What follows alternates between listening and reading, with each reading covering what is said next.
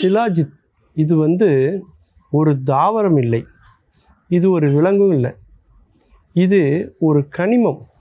அதாவது அந்த தார் மாதிரி பிசு பிசுன்னு ஒட்டக்கூடிய கருப்பு நிறத்தில் இருக்கக்கூடிய ஒரு பொருள் தான் சிலாஜித். இது எங்கே கிடைக்குது அப்படின்னா இமயமலையில் மட்டும்தான் கிடைக்குது. அதுவும் தரைமட்டத்திலிருந்து 2000 அடி 6000 அடி 10,000 அடிக்கு மேலே உள்ள இடங்களில் தான் இது இருக்குது. அங்கே உள்ள கடினமான பாறைகள், அந்த பாறைகளினுடைய இடுக்குகளில் இந்த சிலாஜித் கிடைக்குது. இது எப்படி அங்கே போச்சு அப்படின்னு பார்த்தா 1 மில்லியன் ஆண்டுகளுக்கு முன்பு அந்த இமயமலையில் உள்ள பாறைகள் இருக்குல்ல, அந்த மலைகளுக்கு நடுவில் ஏதோ ஒரு மோதல் ஏற்பட்டு அந்த மலைகளில் உள்ள கற்கள்லாம் ஒன்றோட ஒன்று மோதி தான் இப்போ இருக்கிற அந்த மலையே உருவாகி இருக்கணும் அப்படின்னு ஆராய்ச்சியாளர்கள் சொல்கிறாங்க. அப்படி மலைகளுக்கு இடையில் ஒரு மோதல்கள் ஏற்படும் பொழுது அதற்கு நடுவில் ஒருவேளை காடுகள் இருந்திருக்கலாம். அந்த காடுகளில் உள்ள அந்த தாவரங்கள் இந்த கல்லுகளுக்கு இடையில் மக்கி இருக்கலாம். அப்படி தாவரங்கள் பல மில்லியன் ஆண்டுகளாக மக்கினா மட்டும்தான் இந்த மாதிரி சிலாஜித் தோன்றுவதற்கு வாய்ப்பு இருக்குது அப்படின்னு கண்டுபிடிச்சிருக்காங்க. அப்படி தாவரங்களினுடைய ஒரு கழிவு, தாவரங்களினுடைய அந்த நொதித்தலினால் கிடைத்த ஒரு பொருள் தான் இந்த சிலாஜித் அப்படிங்கிறது. இதில் பல மருத்துவ குணங்கள் இருக்குங்க.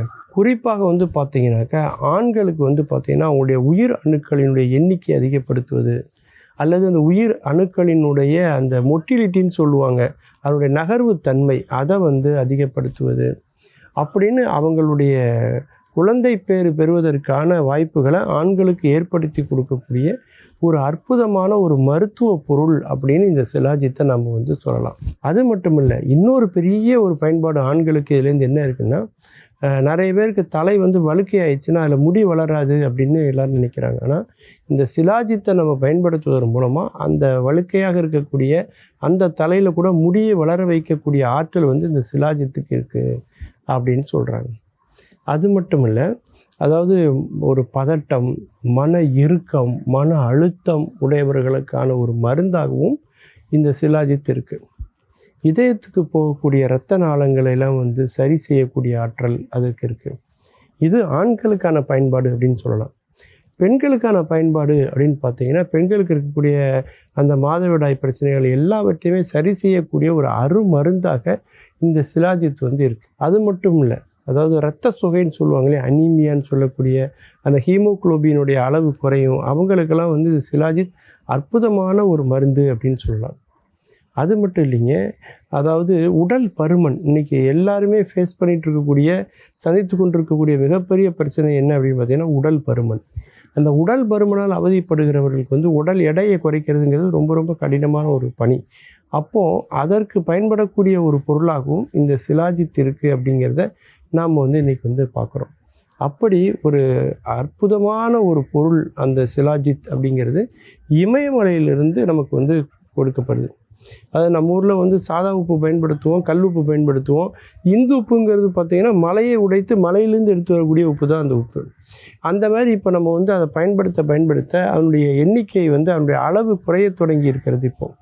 அப்படிப்பட்ட ஒரு அரிதிலும் அரிதான ஒரு பொருளாக இந்த சிலாஜித் அப்படின்னு சொல்லக்கூடிய ஒரு பொருள் மருத்துவ பயன்பாட்டில் இன்றைக்கி இருக்குது அப்படிங்கிறத நாம் பார்க்கலாம். டி ஹெர்ப்லட் அப்படின்னு ஒருத்தர் 1821 இந்த சிலாஜித்தை வைத்து உடைந்த எலும்புகளை எல்லாம் ஒட்ட வைக்க முடியும் அப்படிங்கிறத கண்டுபிடிச்சிருக்கார். இந்த சிலாஜித் இந்தியாவில் இமயமலையில் மட்டும் இல்லைங்க, சைனா, பாகிஸ்தான், ஆப்கானிஸ்தான், ஈரான் போன்ற நாடுகள்லேயும் இந்த சிலாஜித் கிடைக்குது அப்படின்னு சொல்லலாம். அதாவது ஆசியா கண்டம், இந்திய பெருங்கண்டம், இந்த 2 கண்டத்துக்கு நடுவில் ஒரு பெரிய ஒரு நகர்வு ஏற்பட்டு ஒரு மோதல் ஏற்பட்டிருக்கு. அப்போது என்ன ஆயிருக்குன்னா 2 பக்கத்தில் உள்ள கற்களும் மோதி அதனால் ஒரு வெப்பம் உண்டாயிருக்கு. அப்போது அதுக்கு நடுவில் இருந்த ஒரு வனப்பகுதியே தீப்பிடித்து எரிந்து கருகி இருக்க வேண்டும். அப்படி கருகிய அந்த வனப்பகுதியில் உள்ள அந்த தாவரங்கள் தான் மக்கி இப்போது சிலாஜித்தாக வந்திருக்கிறது அப்படின்னு இன்றைக்கி கண்டுபிடிச்சிருக்காங்க. அப்படி அரிதான இந்த பொருள் பார்த்திங்கன்னா 4000 ஆண்டுகளுக்கு முன்பே நம்முடைய நாட்டு மருத்துவத்தில் பயன்படுத்தியிருக்காங்கன்னா நாம் எந்த அளவுக்கு முன்னோடியாக இருந்திருக்கோன்னு யோசிச்சு பாருங்கள். மீண்டும் பல புதிய தகவல்களோடு அதில் அறியப்படாத பக்கங்களோடு உங்களை சந்திக்கிறேன். நன்றி, வணக்கம்.